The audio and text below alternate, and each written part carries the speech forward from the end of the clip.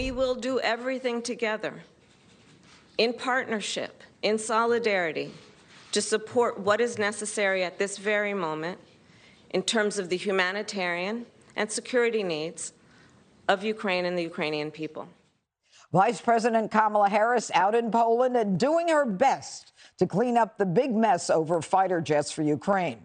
The Biden administration claiming a breakdown in communication as the reason for them blocking the deal that would have gotten Ukrainians the air defense capabilities desperately needed to fight off the Russian invasion.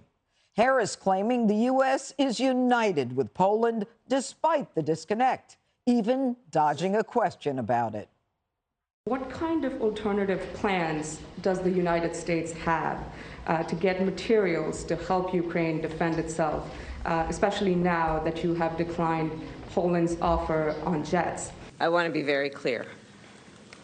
The United States and Poland are united in what we have done and are prepared to do to help Ukraine and the people of Ukraine. Full stop. And the vice president's visit to Europe is apparently all for show. According to Politico, White House officials say Harris is not there to make any deals, but merely as a symbol of the administration's commitment to Ukraine.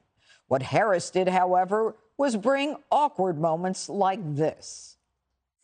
And for President Duda, I wanted to know if you think, and if you asked the United States to specifically accept more refugees. Okay. A friend in need is a friend indeed. Okay, I can first. Jesse, I'll go to you. Why did they even send her? Well, Hunter was busy. Hunter? Yes. So snotty. So, sorry, Geraldo. I don't know whether she didn't know that she was being called upon or couldn't answer the question because she was just asked, will you guys accept refugees? Right. She always accepts refugees. She's never said no to accepting refugees. And she couldn't handle it, and she tossed it to the Polish president. That was strange, to then cackle and laugh during a time of crisis like this. Putin's got to be looking at this and saying to himself, and he's KGB, this does not look like a united front. When you have a kerfuffle, amateur hour with a Polish jet, that's a fiasco. Biden apparently said, yes, send jets, and then the Pentagon said, no, we can't do it. So Biden said it was the Polish president's idea. And so she goes over there, and it's a word salad. I counted some phrases, and we're paid to speak for a living, so we know when someone has no idea what they're talking about. You're the expert. I am. In three sentences, this is what she said. To the extent, in terms of, in light of, in particular, and as it relates to. There was a guy on social media, I think Matt Walsh was his name. He said, Kamala sounds like she's trying to hit the word count for a term paper. Remember in high school, you just had to get it to 300 words? That's how she sounds. So I'm sick of them saying nothing. And I would actually like Biden especially to stop saying what he won't do. I know people have said that before, but why not keep Putin guessing? Why not maybe say, you know what, we might actually, we're not taking anything off the table. You know, maybe you buzz some jets over the Russian border. Maybe you throw some subs into the Black Sea. Maybe you pay Putin's girlfriend a visit in Switzerland. You knock on the door of the chalet, maybe deliver a bouquet of roses, maybe the CIA writes a little something in the note. I'll see you in The Hague. Get in his head, because right now, Putin doesn't, what's he have, 2 weeks to surround the capital? Zelensky's in deep trouble if he can't hold these guys off soon. And it's, you know, they're going to starve him out, and then they're going to send in assassins. We don't have a lot of time. We have to do something more than we're doing right now. Well, you know, Dana, given the fact that she doesn't even have the ability to say, yes, we will accept refugees when she's in charge of the border, is really, it's stunning. I mean, she has the intellectual horsepower of a fourth grader. I mean, why is she there? Didn't she know that she'd be asked these questions? Well, I think that she was sent there on a mission that was destined to fail. And this has happened again and again to her. Intentionally? No, not necessarily. I think that because the administration is just like at cross purposes. At once, she was like she was going to go to Poland because she was going to deliver something tangible.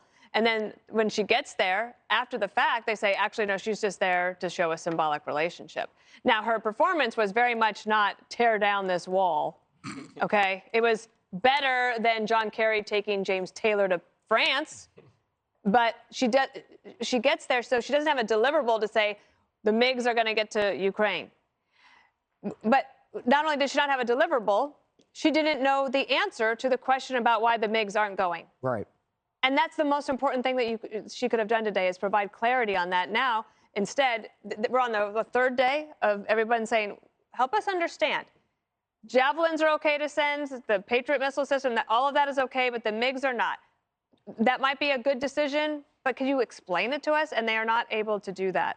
She should not have taken the assignment if she wasn't going to be able to deliver something. Or she should have said, I've got an idea. Why don't we deliver this, X, Y, or Z? Or she could have said, the refugees are welcome. They just got to get through Mexico first. All right. Go ahead, Greg. What? Well, I was just writing something down thinking, I probably can't say that. you know what? Look, she could become very sensitive. I'll ask you this, Geraldo. She could be. As the children are at play. Are you ready? Go ahead, Geraldo. Go ahead. Are you ready? No, go ahead. Okay. I won't interrupt. She can get very excited about ICE, and she can liken them to the KKK, and she can be very knowledgeable about that's a certain fair things. point. And then all of a sudden, she's clueless on the national and the international stage. Well, I think that you hit on something legitimate with that criticism, because she seemed meek and unsure, to Dana's point.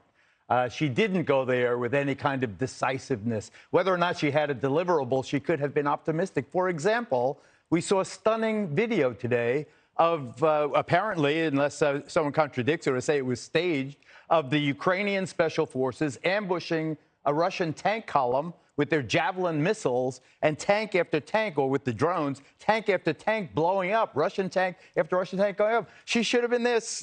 We're getting them. The fight is on, and Zelensky's doing a great job, and this is the Alamo, and we should celebrate their courage and their patriotism. A little zest, a little optimism, instead of going there and nervous laughter that's off cue. And you know, it seems. You know, I want to love her. I want her to be the historic figure that she is. She's not. But she's not living up to who. Geraldo, you can't change people. You can't. But you can still aspire. And my headline with my cane. Sorry. Okay. I'm falling apart. My headline is that the Ukrainians ain't beat yet, and we're helping them fight. And Putin is thinking, yeah, maybe this wasn't such a good idea. Is that what Putin's thinking, Greg? I think that Putin realizes that we're not in it to win it, right? We wouldn't have sent her. She's great for us, this show, but she's lousy for this job. She makes us laugh, but her laugh is so unsettling because she wasn't laughing about an obvious thing that other people could see. It was an inside joke of sorts. So it just is kind of like, what are they doing up there right now? I don't understand it. She's like a child. She's on a big trip. She's like a child who's allowed to see the cockpit, but you better not touch anything. Please don't touch any of the buttons. She's not allowed to have any impact on anything because she's not to be, you know, they don't trust her. She is right now a Polish joke.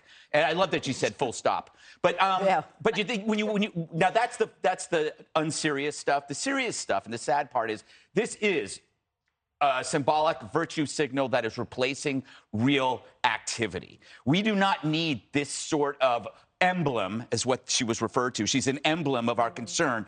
We need a shocking, audacious diplomatic effort, and we need it swiftly. I've talked about it before. You know, we spent a lot of time and billions of dollars in the Ukraine. Now they need us.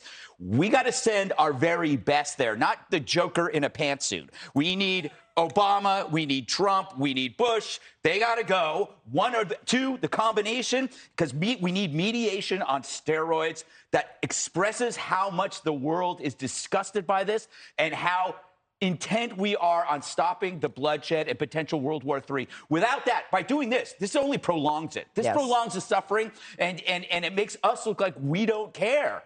Can I add one And other it's thing? single- Is that she had a message to send to the American people, right? Because we are all watching. Putin's watching, but we haven't talked about the Ukrainian response, and their reaction to her speech was abysmal. And to Geraldo, you said she should have spoke with optimism for them. If you hanging on every single word the administration says, and those were the words today, you would not feel like you were comforted. You definitely needed defiance. Yeah, and she has, I think, failed in all of those. And in any event, with the humanitarian crisis in Ukraine getting worse, many of you are asking how you can help. You can join Fox in supporting the Red Cross relief efforts there. Donate now by going to redcross.org/Fox. Over $2 million has been raised.